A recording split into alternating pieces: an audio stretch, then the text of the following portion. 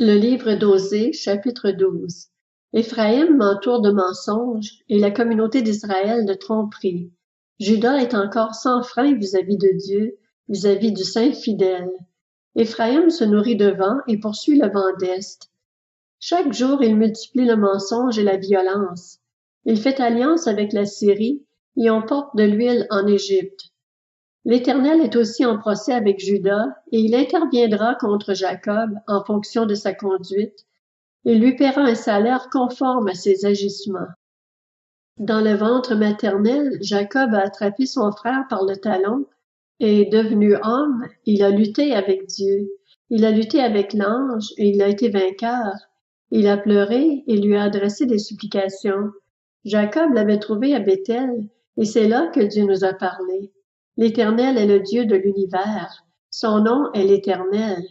Et toi, reviens à ton Dieu, garde la bonté et la justice, et espère toujours en ton Dieu. Éphraïm est un marchand qui a dans sa main des balances fausses. Il aime tromper, et il dit, en vérité, je me suis enrichi, j'ai acquis de la fortune, mais c'est entièrement le produit de mon travail. On ne trouvera chez moi aucune faute, rien qui soit un péché. Et moi, je suis l'Éternel, ton Dieu, depuis l'Égypte. Je te ferai encore habiter sous des tentes comme les jours de fête. J'ai parlé aux prophètes, j'ai multiplié les visions, et par les prophètes, j'ai proposé des paraboles. Si Galaad n'est que trouble, ils seront certainement réduits à rien. Ils sacrifient des bœufs à Gilgal.